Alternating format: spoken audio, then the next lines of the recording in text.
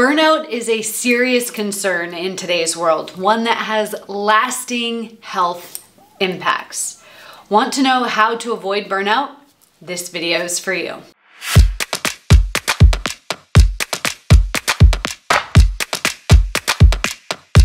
My name is Tiffany Toombs. I'm a high-performance mindset coach that has worked with thousands of people across the world to help them manage and overcome stress, burnout, adrenal exhaustion, and emotional baggage so that they can become the best versions of themselves. Burnout happens when our mind and our body have been too stressed out for too long. In this video, I'm going to share with you the warning signs that you're on your way to burnout.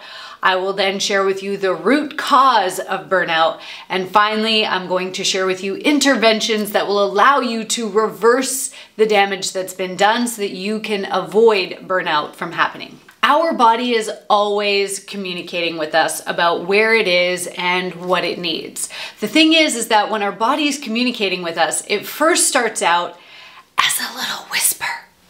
And our body will say things like, "Psst, we need a break. Is it time for a vacation yet? Maybe you should do less work."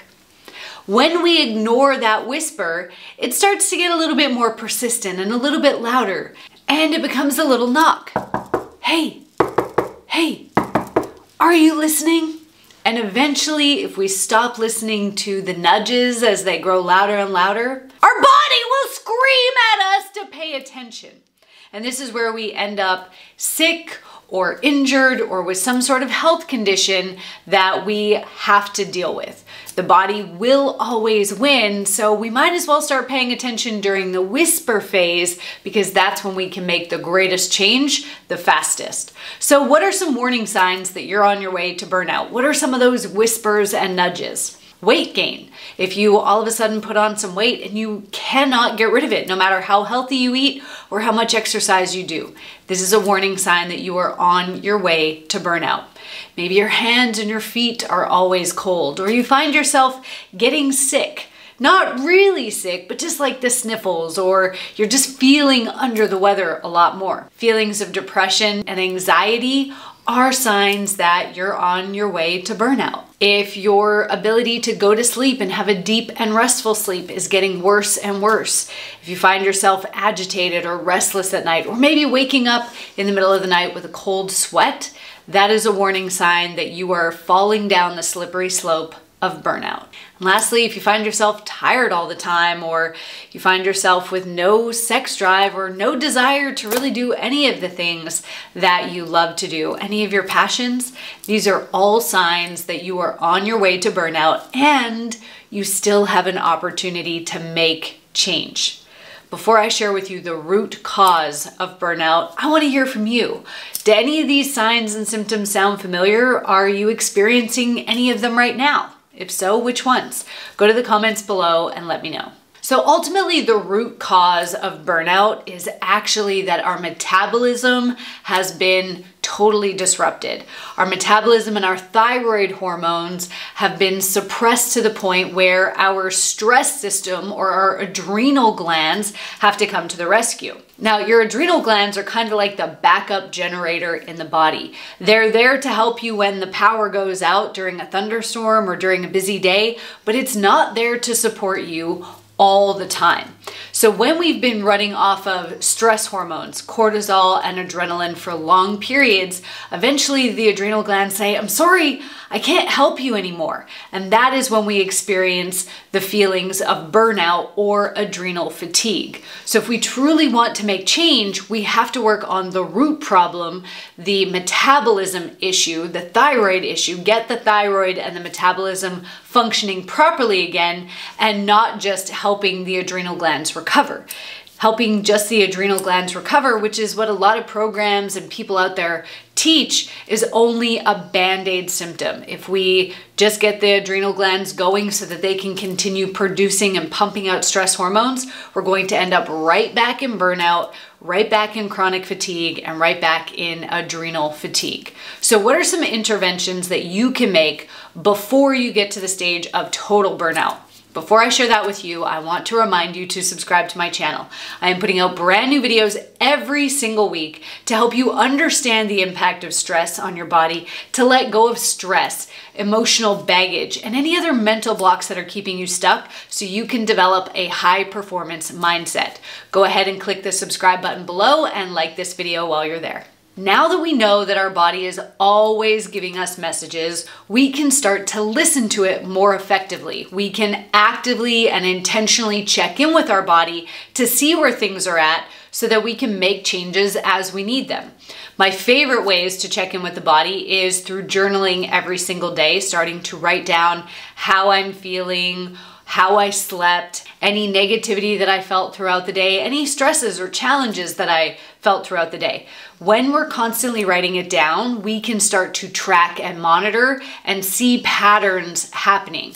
Once we see those patterns, we can figure out what is disempowering us, what is keeping us stuck in a stress loop so that we can make change. But if we don't know the patterns there, we cannot make change.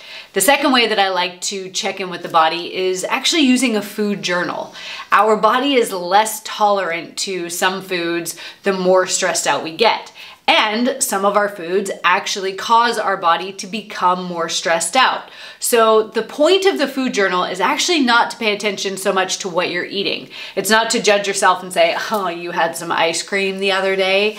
It's actually to see how your body responds to the food that you're eating 1 to 2 hours after you eat. So write down exactly what you eat, and then set an alarm for an hour or two later and check in with yourself.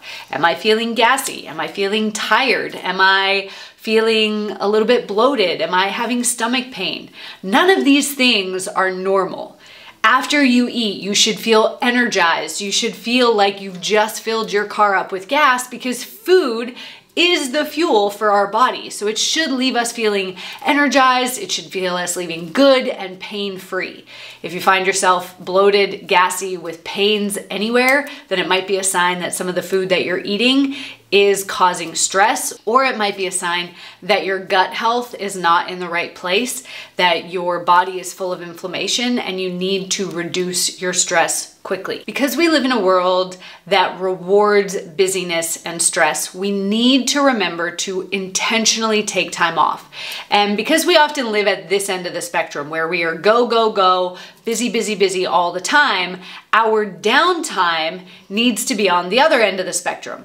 So if you're taking a vacation, but you're super busy catching up with people, doing this, going here, seeing these people during your vacation, are you really getting a rest? If you're living on this end of the spectrum, your rest time needs to be on this end of the spectrum, which means no schedule, no man-made stimulation. There are times, and I have had clients where I've had to tell, you are taking 2 weeks of complete rest.